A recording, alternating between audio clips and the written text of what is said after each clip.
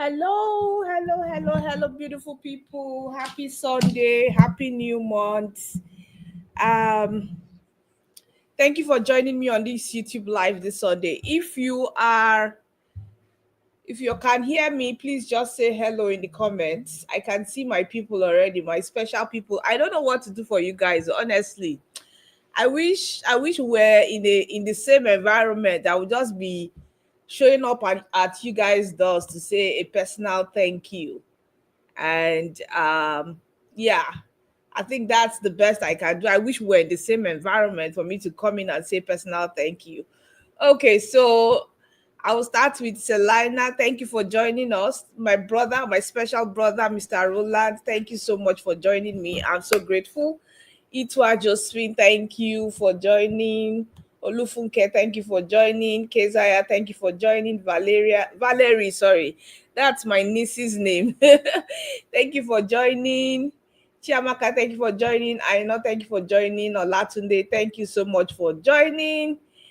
Afolake, thank you for joining. Temi, thank you for joining. Ifeomo, thank you so much for joining. So that means you guys can hear me loud and clear. Happy new month. This is the month of March. We are marching forward to our to to the goodness that has been prepared for us this month. Let me just prophesy and declare that whatever we desire this month, we shall receive it by God's grace. Okay, so let me not waste too much time. Today's session will be short, not as long as maybe 45 minutes. It should be like 45 minutes, not as long as 1 hour. But I'll try as much as possible to take as much questions as I can. Okay, so RCC, as usual, they made a publication concerning the caregiver pathway that will happen this month. And they surprisingly stated that people who are outside Canada will not be participating for the one that will open March 31. Only people who are in Canada will participate for this particular round. And somehow I just had the inkling. I think I was saying it before that I've done a video or I've done a live where I remember saying that there are so many caregivers already in Canada that are finding a way to, become permanent residents.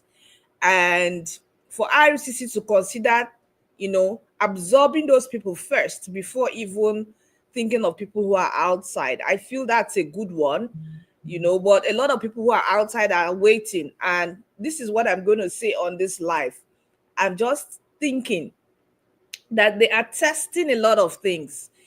Probably they saw a lot of, news going around on social media, how people have started wanting to, abuse these kind of this new caregiver pathway. People are planning to abuse it.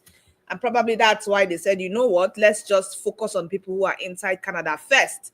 And then they will find a way to fine tune things for those who are outside Canada, so that the level of abuse will not happen. And if you notice on the announcement or the publication that was made, they didn't even provide much details compared to when they announced it. The only significant information they provided was that people who are outside Canada will not participate in this session. And then one more significant information that was provided was that people who were out of status in Canada will also likely be participating in the one that will open March 31st. So those are the two significant information that stood out for me, and I feel they are taking their time to bring more details or bring more information. If you check, they still said, still watch out, we will bring more details, meaning they've not even brought out what and what, apart from, before I kept saying that people who were working for private households were the only ones who were eligible at the time. And I said, although they made the announcements, they've not made announcement for those who were working for companies, people who were working for group homes, people who were working for different other organizations. They are not, what do you call it now? They had not gone out to publish those details until this last week when they now published it, right? So now we are clear on that, on who and who can participate. And that publication also stated that those who are working for agents and recruiters cannot participate. If you're not working directly for the care home, you cannot participate for the March 31 PRO application. So it's clear now, at least everybody who has been asking, oh, I'm working for a care home, can I participate? Oh, I've been working for a care home, can I participate? It is now clear that you can participate. And the details of what you would need to participate is not yet out. So IRCC bringing out this information in piecemeal, I feel that it's a tactic they are using. They are using a tactic, and they are just pushing the information out in piecemeal so that people will not abuse this particular pathway. People will not go and start, doing a lot of conjuring, doing a lot of configuration to abuse this pathway. That is why they are bringing out the information in piecemeal. So it is good that we now know people who are outside Canada are not participating. It is good that we now know that people who are in Canada and who are out of status can participate in this particular pathway. It is good that we now know that private individuals are not the only one participating, but care homes, people with other, support groups, because they mentioned all the categories of employers that can, there's people who are working for certain categories of employers. They mentioned the people that can participate. So we now know who can participate. Now, the details of what will be needed to participate, besides the requirement of a job offer, is not yet out. And I feel they are doing all of these things because they know that people have the potential of wanting to abuse a pathway once it opens, So that's why they are bringing out the information in piecemeal. So, but that doesn't stop anybody from, if you have a job offer, if you've not gotten a job offer, if you've gotten a job offer from a private household, go ahead and apply. If you've not gotten a job offer, go ahead and apply. People were ever asking, I'm a student, I've been working as a caregiver, can I participate? RCC has not mentioned this. If it's at the last criteria or the last pilot program, it was clearly stated that people who were students cannot participate in the caregiver pathway. That's if you got your work experience as a student and you're still a student, you could not participate. That was the last criteria for the last pilot. But for this one, they've not stated who can participate, right? The major requirement is having a direct job offer with a private household and the other organizations that they listed. Now, if you have a job offer with an agency, it's even giving you more time now. Those who are not working with an agency, right? Sorry, those who are not working with organizations, care groups, care homes, and all of that. This is giving you enough time to go and get a job offer in those organizations, because between now, that is March 2 and March 31, you have almost 30 days or 29 days to be able to secure a job offer, because that's the key thing. The other parts around the requirement of what those organizations would be giving to candidates, they've not mentioned it. They've not provided the guide. They've not provided any other thing concerning the caregiver pathway. So one has to be very careful. I've had people asking me, okay, so what do I do? What do I do? How do I prepare? I keep telling everybody, there's nothing you can do at this time apart from getting a job offer. If you already have a job offer and you're already working in a private household or in an organization that provides care directly, not through an agency, then that means you've already solved at least, let's say, 20% of the requirement, or you've gotten 20% of the requirement to participate for the March 31 PR application. The other part on whether your employer details will be needed, how much your employer is paying you, if there's any shorty, if there's anything, if there's any financial requirement for your employer, nobody has that information now. So I cannot just come and tell you, oh, this is what you should be preparing for. These are the main things you should be preparing for. But as long as it is a permanent resident, even proof of funds, they've not mentioned it. So, but as long as the permanent residence application, you should start that you should try to start getting yourself ready, because when it comes to PR applications, one of the major requirements is your police clearance certificate. So if you don't have a police clearance certificate and you're part of this session, please go ahead and prepare for it. And of course, you know that it's a fastest finger kind of application. That is, it will open, and the fastest person that can submit the application within a limited time frame, right? Submit your application correctly. That means your application is gone and you are successful. But if you are very slow, you have to start thinking of who can help you, right? So more of the details are not yet out. More of the details on how this pathway would go is not yet out. And we are hoping that the information will come out this week. But if I know RCC very well, I'm thinking that they might not even provide the information now until maybe 2 weeks to, or maybe 1 week to the time. If they provide the information this week, that is good. But if they don't provide information this week, maybe until 2 weeks time or 3 weeks time, that means they really do not want a lot of people to participate, because at that point in time, a lot of people will run in helter-skelter to see whether they still meet the requirement of this pathway.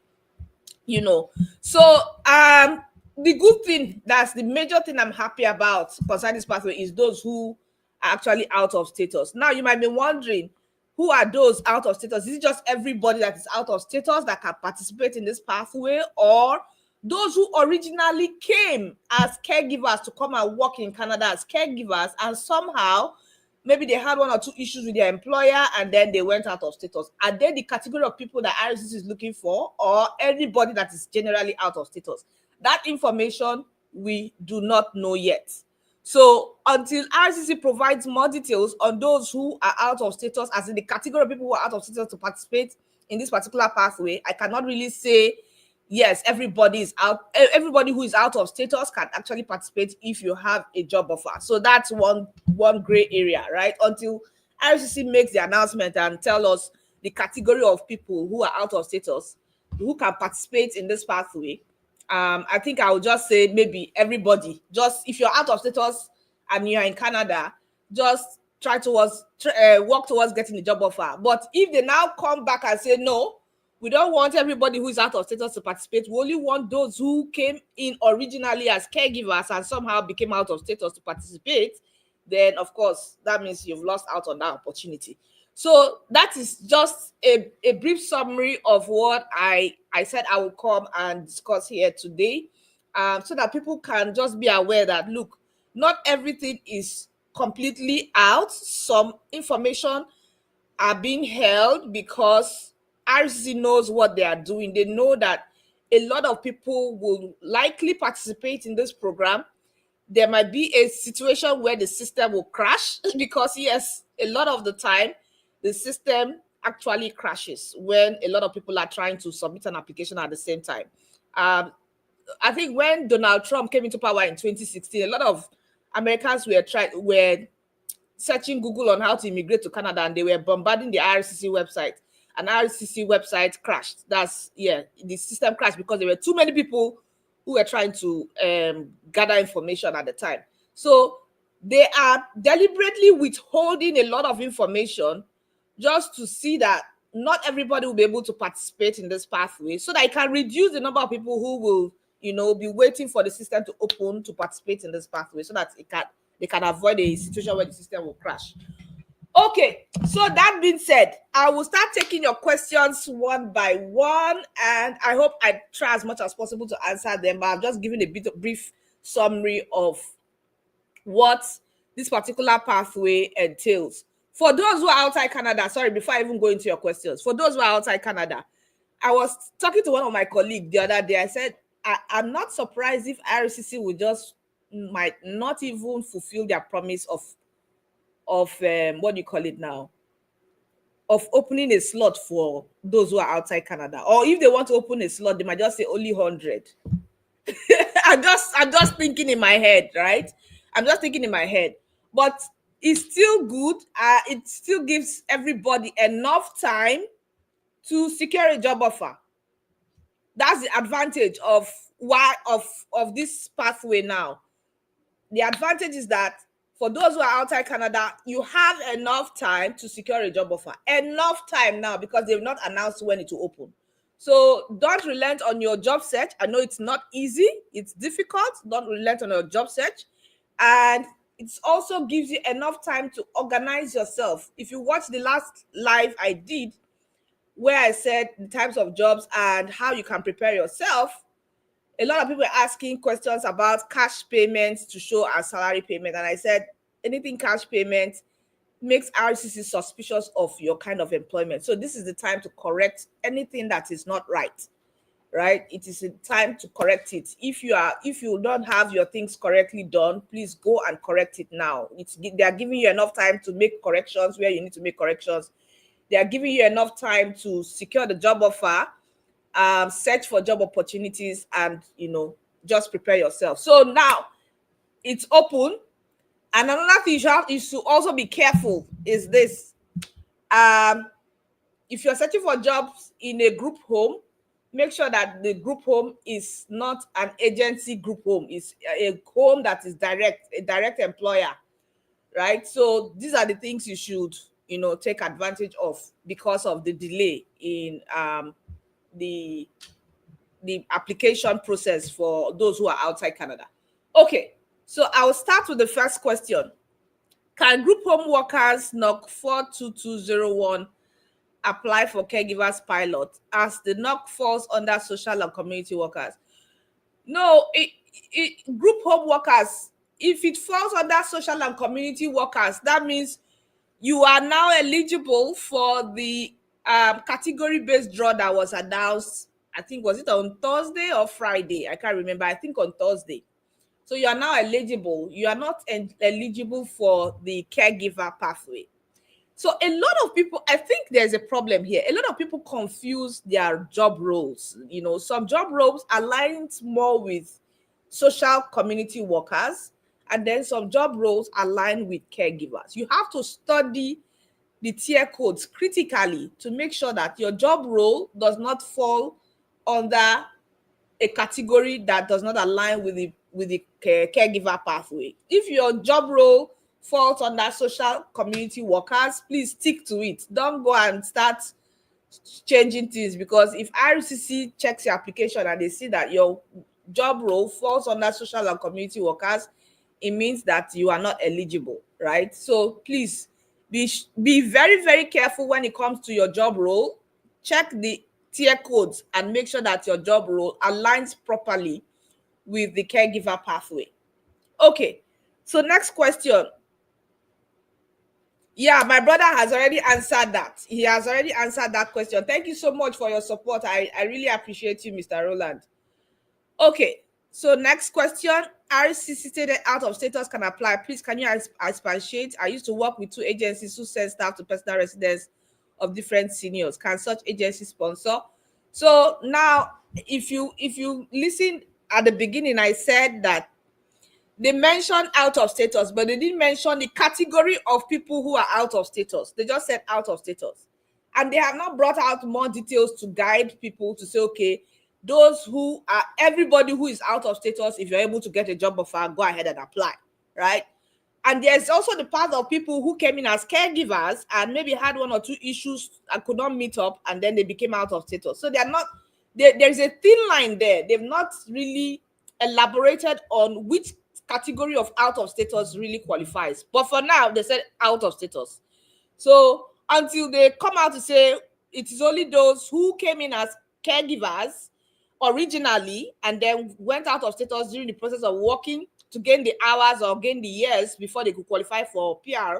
If they now say these are the only people that qualify, that means not everybody who is out of status qualifies, right?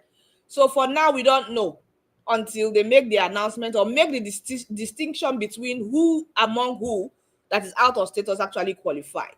Now, for your next question, I already answered it. Even it's on RCC website stating that if you're working for an agency or for a recruitment agent, you do not qualify to apply for this pathway. So there is enough time. I still mentioned that there's still enough time for you to quickly go and secure a job offer directly from an employer, a direct care home or a private household.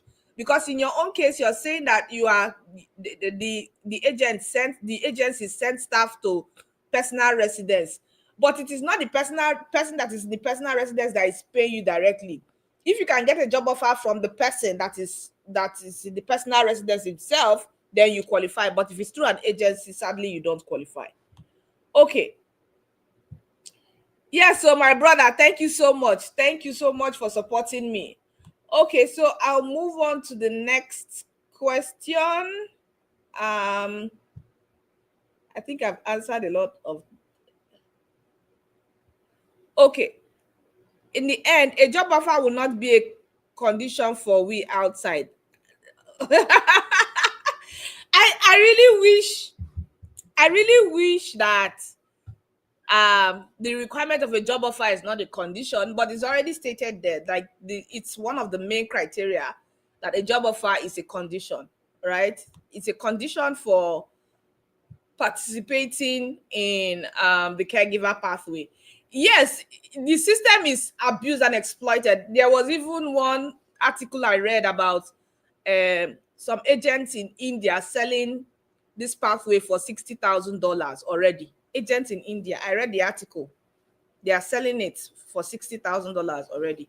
Yes, and we cannot deny that there is a lot of abuse and exploitation of the system going on, especially those who have direct access to care homes who provide jobs. Personally, people who know me know that I've always advocated for the fact that anybody who is asking you for money to give you a job offer is a no-no. It's better you get the job offer directly from the employer and they are not charging you than somebody who is telling you you have to pay $20,000, $30,000, and then they will give you a job offer. I've always advocated for that and said it's a no-no. Like I can't, instead of you paying that money, why don't you use that money to come and study in Canada? Use that money and pay your school fees and come and study in Canada rather than paying an agent. You can imagine somebody paying $60,000. That money is enough now. It's already enough to pay school fees and living expense to come and study in Canada. So why are you paying for a caregiver pathway that you will not end well? It doesn't make any sense to me. So if you meet such people who are offering that they will give you a job offer and then you have to pay as much as 30,000, even if it is 10,000 or 5,000 card, I will still say no. If they are saying you will pay 30,000, 40,000, 50,000, please just go and secure admission and come and study in Canada. Don't waste your time paying somebody that money. Use it and invest in yourself. Consider it as an investment to come and study in Canada rather than you pay an agent to tell you that they will give you permanent residence under the caregiver pathway. It does not make any sense to me. Okay.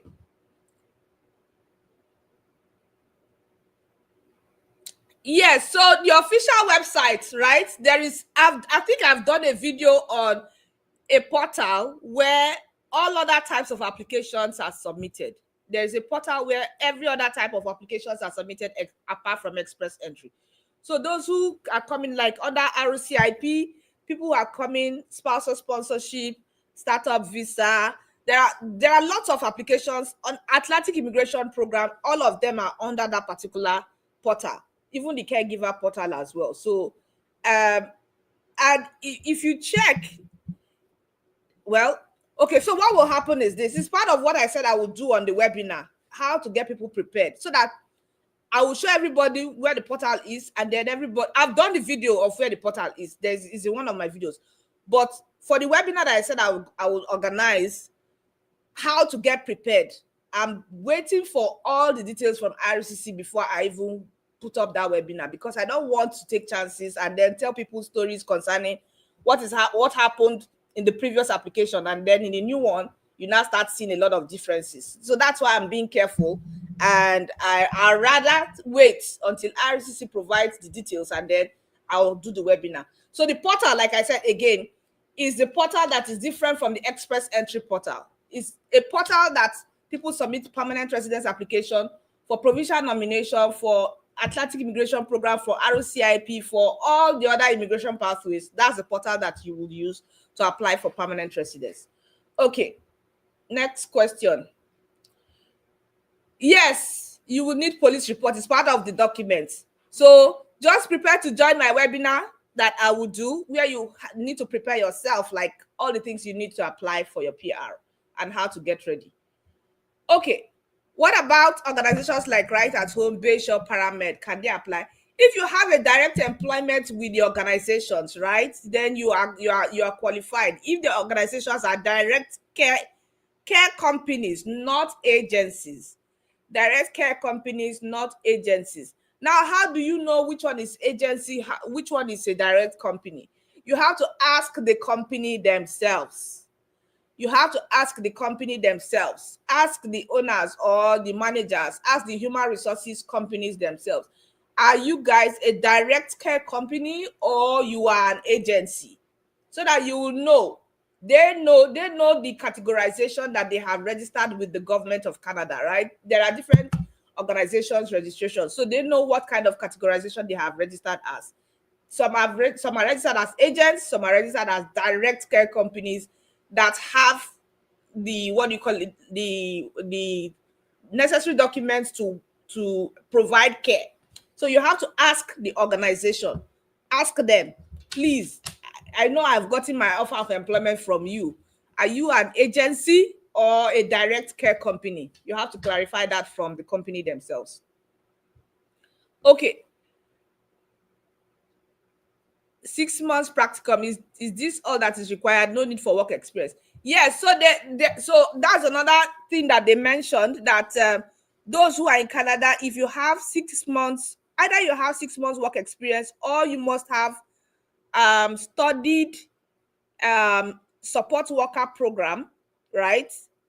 You must have an education in support work to qualify. So it's either work experience or education in support work, especially for those in Canada. Yes, that's also one of the updates that was provided. There are too many people after this opportunity. They should have. Yes, it's true. There are too many people, of course, and I'm wondering why it took them all these years to realize that a lot of people have been working as support workers and needed a pathway to become permanent residents. And I don't know why they made the slot so small. The slot is just so small. Like, if I compare last year's slots, they've not, although they've not announced how many um slots, PR slots that will be given for this year. As at last year, it was about 5,500 slots. So 5,500 is just too small for the number of people who are working as support workers in Canada. Okay, can PSW apply for this? Yes, PSW can apply, right? Depends on the job description. If the job description aligns with 44101, the PSW can apply. Multiple employers could hire a caregiver, especially when one employer already has a sole proprietorship business number. So when you say multiple employers, are they multiple private employers, or that's multiple individuals, or multiple organizations? I need clarity on that. If it is multiple individuals, there's no details about that. In the past years, multiple individuals, maybe three brothers or three sisters, can come together and hire one person to provide care for their parents, right? In the past, they used to do that. They would just use one person's details to fill on the form itself. That's the job offer form itself. But for now, they've not provided more details. Like, they've not given the information on if multiple employers can hire one person, or multiple individuals can hire one person. Okay. But if truly someone was paid in cash, can a salary certificate of register from the employer work as proof of income? So if somebody was paid in cash, salary certificate, more like a logbook, I would say more like a logbook. Salary certificate is fine, or an affidavit is fine, but a logbook is also a logbook of where the employer is registering, okay, on 31st of October, I paid you so amount, and then the employee signs. A printout of that logbook should suffice. But like I said, at the end of the day, it's the visa officer that uses his discretion to whether allow that evidence or not. And based on years of experience, I'm talking out of base of years of experience, most people who present salaries and cash payments in salary payment in cash, their applications are not, how will I put it now? They treat the applications as suspicious of the employment. They treat it as suspicious of the employment. And I believe That's why even this delay for people who are outside Canada, why they didn't even want them to participate in this particular round. There's a lot of details will be unveiled in the coming months. Okay. I saw a post that 6 months practicum can be considered as one of the requirements for this part. Does it mean 6 months full employment is not? Yes, 6 months full employment. That's not employment. Work experience is not compulsory. But if you have an educational qualification, right, in caregiving, and you don't have any work experience, but you have a job offer, you qualify. What if you are implied status? Now, implied status, information concerning those who are in implied status is yet to be out. They also mentioned those who are out of status can apply. Implied status means you submitted your application already, maybe for extension or maybe for restoration or maybe for change of status. So until they provide more details, I would rather say it's better to wait. But in most cases, when you apply for permanent residence application, it is good to have your status. You cannot use implied status to apply for PR, right? You cannot use your implied status to apply for PR. It's either you are in status or you are out of status. So it will be better for you to follow up with RCC to know when they would make a decision on your application so that you know whether you will participate or not. Because part of what you need to show as proof of your status in Canada is your work permit document, or if you're a student and you got a job offer, good luck to you, your study permit document. But like I said, they've not mentioned that students can participate or not. Okay. Gift deed as a bank statement towards permanent residence application under skilled trade. Yes, you can. You can use a gift deed. Okay. Talk about the new changes about people in education. Yeah, okay. So funny enough, I'd already planned for this before the changes for the education. That's the category-based draw. I'd already planned for this one. So probably I would do a video, not a live. But if it needs me, if it means I come on live to talk about it, I will do that. But the new changes affecting the category-based draw is going to affect a lot of people, because a lot of people had already planned towards or started their occupation towards what was listed under the category-based draw. But when they made the announcement, they now changed a lot of occupations and added some new occupations to the category-based draw. So in summary, the memo says in Canada applicants. That's what the memo says. The memo says in Canada applicants. The memo did not say outside Canada applicants. So for the category-based draw, go and look at it again. The memo that announced that particular change said for in Canada applicants, meaning they want to focus more on making people who are in Canada permanent residents. But that doesn't mean that they will not do anything for people who are outside Canada. It's just that if their focus now is on making more people in Canada permanent residents, that means they will conduct more category-based draw that is targeting people who are inside Canada more than those who are outside Canada. Okay. List of STEM occupations that are eligible for express entry draws. So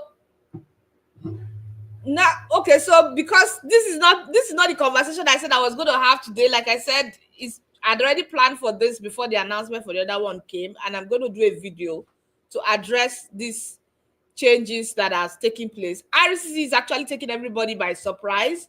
They no longer want us to be able to predict what's going to happen, and that's why they just keep coming up with all these changes. Are the changes warranted? To an extent, yes, because the whole of last year, I think from July downwards, they didn't even do any category-based draw for STEM occupations, right? They didn't do any draw for STEM occupations. And there were a lot of people who came into Canada as information technology experts, and most of them could not even get jobs or secure job offers. A lot of them were being laid off because, I mean, it's like the tech boom is over.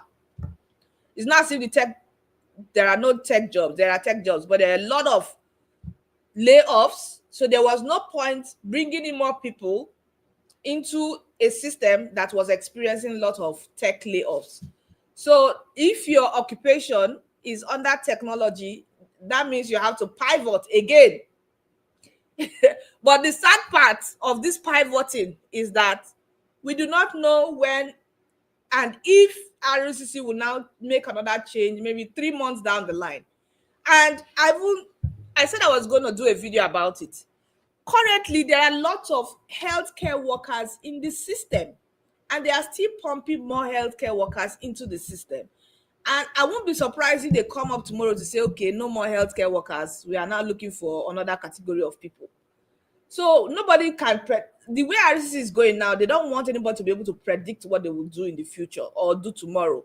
That's the way they are going right now. For them to just quickly change category-based draw, we don't know if 6 months down the line or 3 months down the line, they'll wake up and say, okay, we've had enough of these people. Now we are switching over to another category people, another occupation entirely.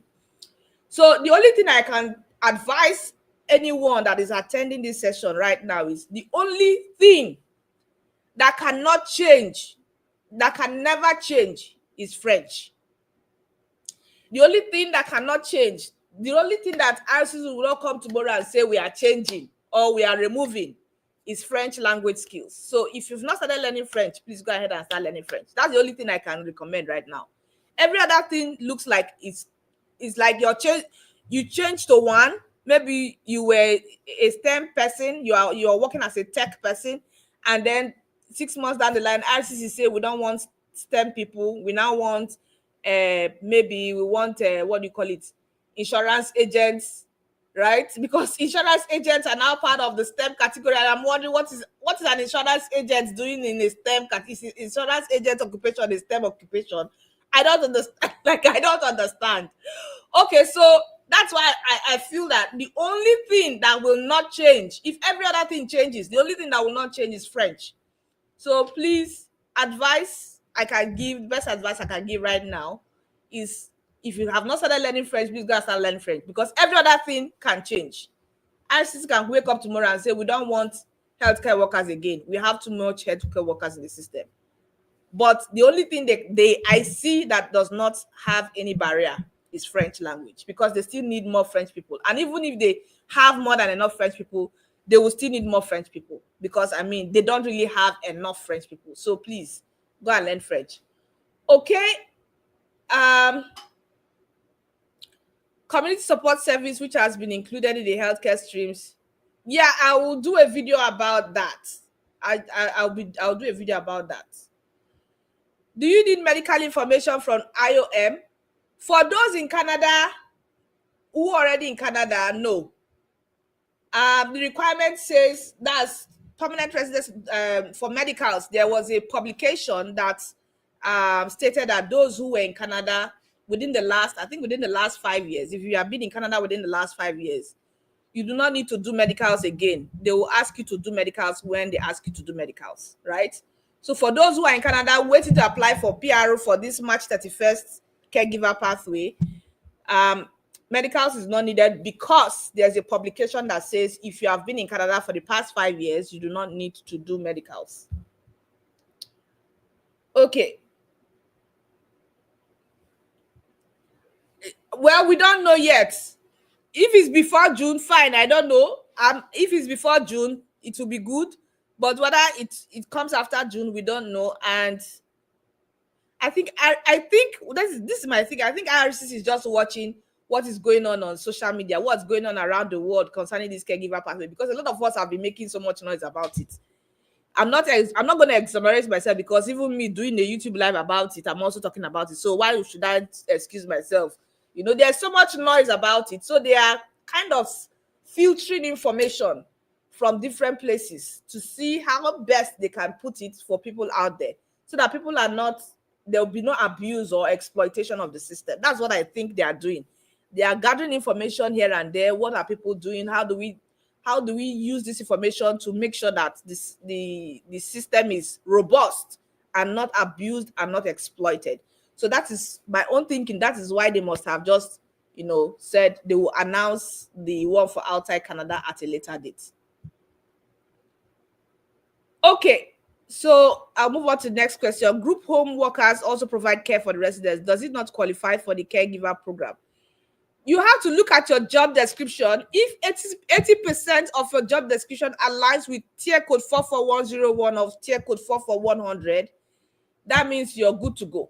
But if 80% of your job description does not align, that means you do not qualify for the caregiver pathway. You qualify for the express entry category-based draw that was announced. Okay. Co-op work permit. Co-op work permit, in what sense? You're still a student, right? So for you to say co-op, that means you're still a student. You've not gotten the full work permit itself.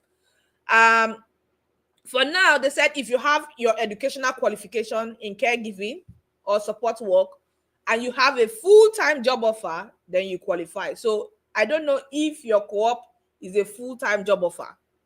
If your co-op work permit is not giving you a full-time job offer, that means you don't qualify. Okay. Organizations that directly hire full-time workers to provide short-term or occasional home care for those who are semi-independent or recovering from injury or illness. What is short-terms mean? Sorry, I don't understand. If the organizations are direct care home providers, then they qualify. Like, your question is not clear. Please, can you make your question clear? Do we outside Canada still have hope? Yes, you have hope in securing a job offer. If you've not secured a job offer yet, you have hope in buying time to secure a job offer. Okay, the word short-term or occasional care is confusing. Occasional care, what I would recommend is this. The RC knows why they are using certain words, and it's part of their strategy to filter out the number of people that qualify for this pathway, right? It's part of their strategy. So what I would recommend is we wait until the full details are out. If you look at it, the full details are not out. We wait until the full details are out. And when the full details are out, we would know what is required and what is not required, who is more eligible and who is not eligible. And funny enough, they would also have a guide for the visa officers to assess the application. All of these changes, there is what we call details that the visa officers use to assess an applicant.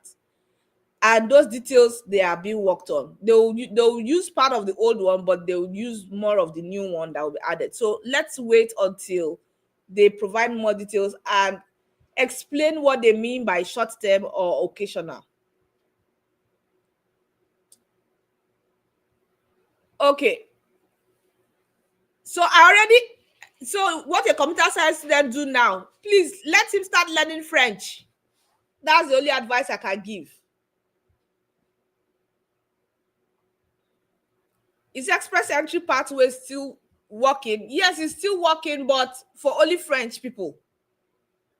For only French people.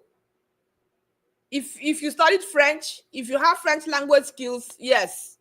But for every other one, they've not done a general draw. They've only been doing Canadian experience class draw and provincial nominations. And of course, provincial nominations. Ontario is the only province for now that used to be giving people provincial nominations from outside Canada. This is already March. Ontario has not even done a draw this year. Ontario has not done a draw this year. British Columbia, they've only done draw for people under the entrepreneurship and the health authority stream. Manitoba, they've done, but for skilled workers in Manitoba and strategic recruitment. And I've already explained in one of my videos what strategic recruitment means for those in Manitoba. Saskatchewan, that one, their own is something else. I don't even know what I will call them. Alberta has been focusing on people who are inside Alberta. So you see that even to get the provincial nomination now is not as easy as it used to be as at last year, which means if you're out here looking for provincial nomination, I can't even recommend anyone right now that can give provincial nomination to people who are outside Canada, because all of them are now streamlining their efforts into helping or making sure that the people who are in Canada get their provincial nomination with the little slots that they have. The only pathway that I can recommend for people who are outside Canada is maybe the Atlantic immigration program and the rural community immigration program that they just announced, and the francophone community immigration program that they announced. These are the pathways I can recommend for people outside Canada.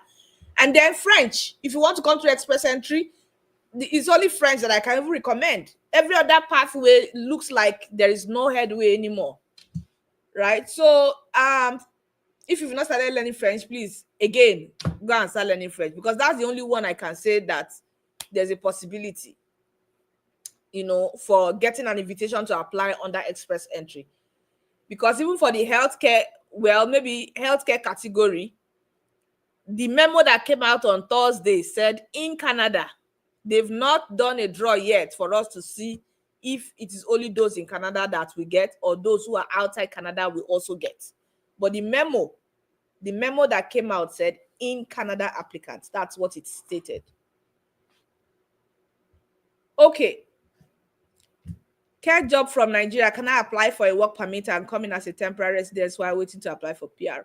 So, no, unfortunately, you cannot come in to work as a caregiver under work permit, because there has been an existing policy in place that caregivers who are applying for work permit from outside Canada will be refused. The only people who can get caregiving jobs and apply for work permit are those who are already in Canada as caregivers, or they were working in another industry and they got a caregiver job. Those are the only people who can apply for caregiver work permits. The only way you can apply for caregiver work permit from outside Canada is if you are participating in any of the pilot programs or any of the programs like Atlantic Immigration Program and the Rural Community Immigration Program. That's when you can apply for work permit. But if you're not participating in these two categories and you just want to apply for work permit with your caregiver job offer, they will refuse the application. Because these other two pathways, they are tied to a PR pathway, right? So those are the only exceptions. But just you getting a job offer as a caregiver and then applying without it being tied to a PR pathway, they will refuse the application. It's only those who are in Canada that are applying for caregiver jobs can get it. Only those who are in Canada as visitors can apply for caregiver because of that policy. The policy is still there. I think I'll put the link on the community tab so that you can see the information there and you read it for yourself. Okay. If you have a job offer and not started the job, well, it's fine. If you've not started the job, it's fine. Next question. Sorry, I just have 10 more minutes and I will be done. Can a distant relative who is a PRO co-sponsor my application for study permit? Yes. You are asking me study permit questions again. Mo, you've come again, no? My last live, you were asking me questions on study permit. So now you've come again. Anyway, yes, a distant relative who is a PRO can co-sponsor your application. But there are a lot of, how will I put it now? There are lots of twists and turns around explaining why your distant relative should co-sponsor. Okay, student that finishes their education in April, can they participate? April is already too late. At least you must have gotten your educational qualification before March 31 to participate, right? So April is already too late. So the pathway is a limited time application pathway. Limited time in the sense that they will just open the system.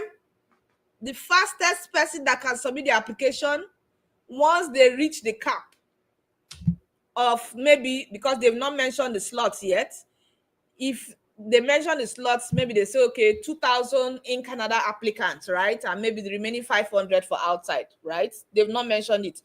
So they will set the system to only accept 2,000. Once the system receives the 2,000th application, it will shut down or it will reject whoever is submitting. So it is fastest finger, fastest finger, fastest finger, fastest finger. That's why I said the webinar that I will do will teach you how to prepare yourself, will teach you what you need, information that you need to gather for yourself, and how you should be ready for the application so that you don't make mistakes. Because anything fastest finger, even me, I avoid it because I don't like submitting applications under tension. You'll be highly tensed.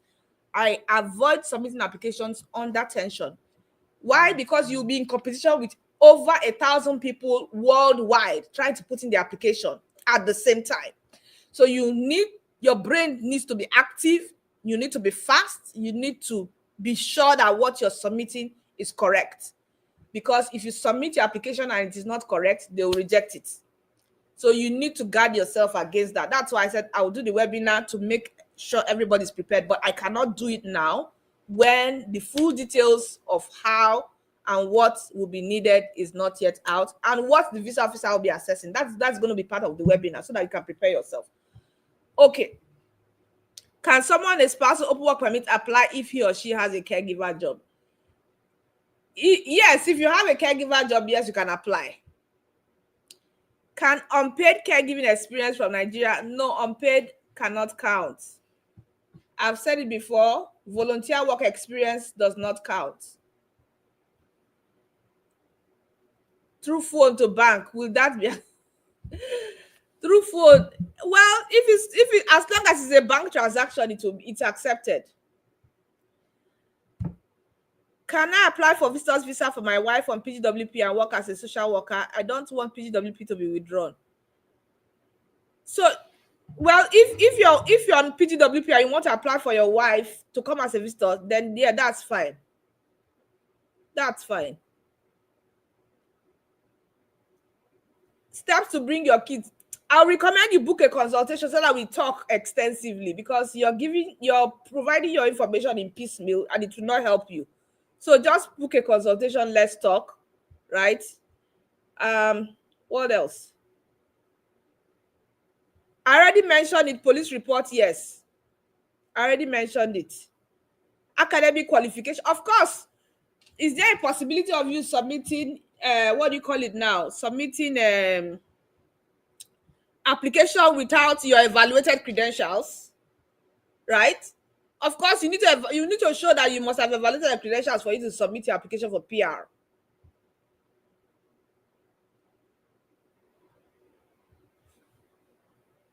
To study computer science in this era of laying off IT gurus, no, I wouldn't advise anybody to go into computer science.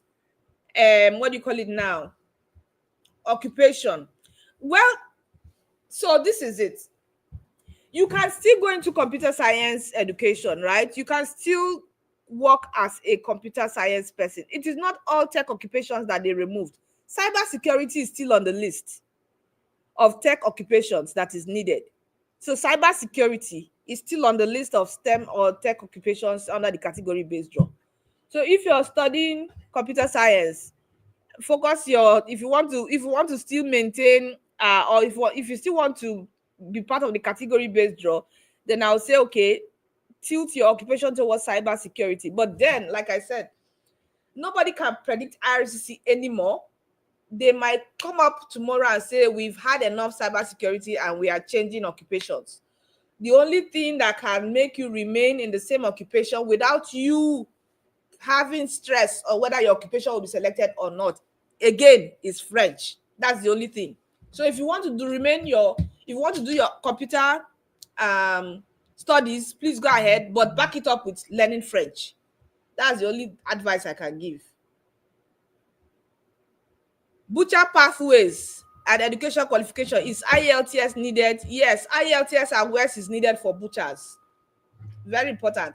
So you guys are not asking me questions concerning this category-based draw. I just have 4 minutes. If I don't say anything concerning the caregiver, sorry, I will not answer. Okay. If outside Canada with a job offer from a private person in Canada, do we need LMIA? Of course, this pathway does not require you to get LMIA. It's a PR on arrival pathway, right? It's a PR, permanent residence application on arrival. That's PR. You are getting your PR on arrival. So it doesn't need LMIA. Okay. I work 30 hours per week, but my job is part-time. However, I read under OIMP that the definition of full-time is working 30 hours per week. I want part-time job qualified. So because you work 30 hours, for OIMP, as long as they put their word in there full-time, right? What I would suggest you do is meet your employers, even if it's part-time, even if you're working part-time. What is your letter of offer of employment stating, and what is your reference letter? What does your reference letter state? Does your reference letter state that you are working full-time or you're working part-time? So the definition of part-time and full-time varies. You can have a full-time offer, and then the company would categorize you as, if you're working 30 hours part-time. So you have to meet your employer, let them clarify this gray area for you, because the interpretation of your employer is different from the interpretation of OIMP. So meet your employer, let them clarify the gray area for you so that you can go ahead and apply.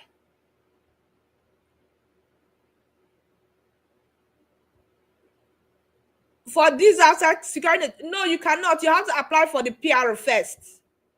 Once you apply for the PRO, if they now provide the option of applying for work permits to come in, then yes, you can come in with work permits. But if they don't provide that option of you to come in to work with work permits, that means you have to wait until your permanent residence is approved, because the pathway says PR on arrival. So I am thinking, this is my own opinion, it's not Iris's opinion. I'm thinking if it is PR on arrival, it means you're coming in, and you're coming in, you're getting your permanent residence, not work permit. Okay. MB draws was based on 4 years full-time work experience out of 5 years under international education stream. How feasible is that, since international students work part-time? So 4 years full-time work experience out of 5 years. Now that 4 years, right? They didn't say the 4 years has to be in Canada. If your 4 years was outside Canada, then you can include it. If you are working part-time as a student, why don't you look for a full-time work job offer outside Canada, remote work, and add it to your full-time? So I've always been an advocate of people securing remote job offers just to buffer their experiences and also, earn well. If you're in Canada, there is no way why you shouldn't prepare yourself to get a remote work opportunity with a US employer. If people in Nigeria, sitting in Nigeria, can get remote job offers from employers in the US, from employers in the UK, why are you not taking advantage of being in Canada to get remote job offers from our neighbor, our Trump bully neighbor? So if Manitoba is saying 4 years, please, for you to jump that loophole or jump that hoop, secure a remote job offer from a US employer that would give you that number of years of experience. And of course, you'll be earning in US dollars. US dollars is higher than Canadian dollars, right? So people should prepare themselves for this. Sorry, my time is up. It's already 1 hour since I came. Let me see if I can just take 3 more questions and then I'll call it a day. Okay, can I learn French in 6 months? Yes, depends on how dedicated and committed you are. You can learn French in 6 months. Okay. I worked in a school as a preschool teacher. My employer paid my salary by transferring money from her phone to my bank account in my country. Would that be accepted by RCC for this pathway? Yes, it will be accepted. When you say phone is still bank account, right? If you have a bank account from a bank, and then you put the bank app on your phone, and then you transfer money from your phone to another person's account, it's still the bank, right? So I mean, that still suffice because it's a bank transfer, not from phone. I don't know how you put money inside phone and transfer money from phone to bank. The only way I know is that you have the bank app in your phone and you're transferring the money from the bank app to another account. Abi? All right. Okay, so one last question and then I'll call it a day for today. After learning French, can I use this course as my second language in the express entry pool to be the French category? That is, if my French score is lower than English scores. So if your French scores is lower than your English scores and you use secondary language, it will not be under the French category, sadly. French category, you have to put the French course as the primary language. And then the English course will now be the secondary language. That is when they now do the draw and pick you out for French. If you put the French language course as the secondary language, you are under the English category, not the French category. So this is the difference between those who are getting invitation under the French category. So one more question and then I'll call it a day. Is it a caregiving pathway or a home care pathway? They are the same. I mean, it's just these different terminologies around it. So you have caregiving, you have home care, right? Okay, so these are the two. You have child caregiving and then you have home support worker. So caregiving, as long as you're providing care and the job description aligns with the job description mentioned on the tier code 44100 and 44101, then you qualify. Okay, so that's it for today. That's the much question I can take for today. I want to say a very big thank you for joining me on this session. And once they make the announcement or make the details known, then I would announce the details about the webinar, what to prepare for. I've already given some information as per getting your police clearance certificate ready, of course your educational qualifications. If you didn't study in Canada, you have to evaluate your credentials with WES because it's a PR application. Details of the other things are not provided, right? My goal is to make sure that you are prepared and ready to submit, because you're going to be in competition with people from all over the world. And because you're going to be in competition with people all over the world, being organized and answering your questions correctly is important so that your application is not returned as incomplete. IRCC is not smiling again these days. Before, if you submit your PR application and you do not provide certain documents, they could give you grace period. They will send you an email that say, okay, you didn't provide your police clearance certificate, go and provide it. They used to do that before. They are no longer smiling again. This time around, any small mistake is rejection, outright rejection. So my goal for the webinar is to make sure that your information is correct, because I've done a lot of application reviews over the years and I've seen lots of minor, like very tiny minor critical errors that have made people's application rejected.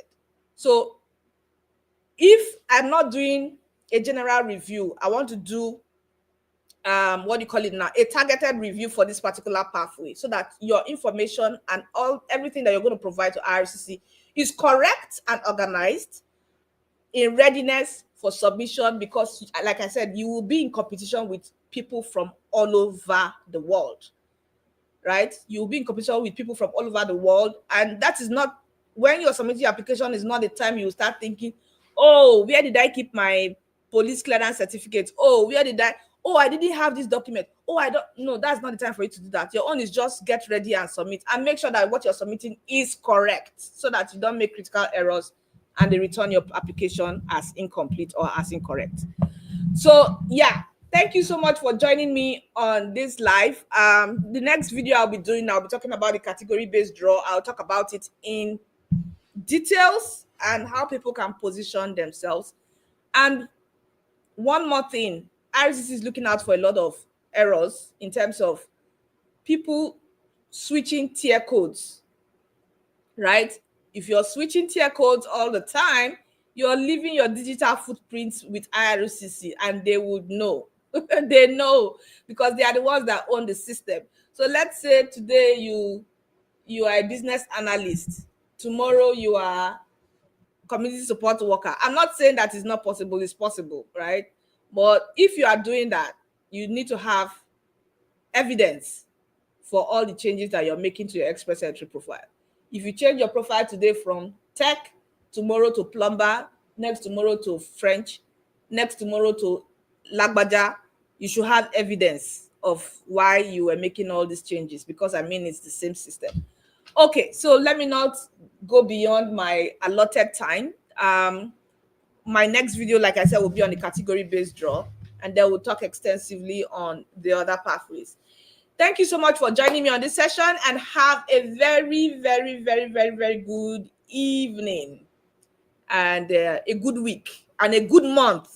And let this month be a month of big, big, big, big, big blessings for all of us. Amen. All right. Bye.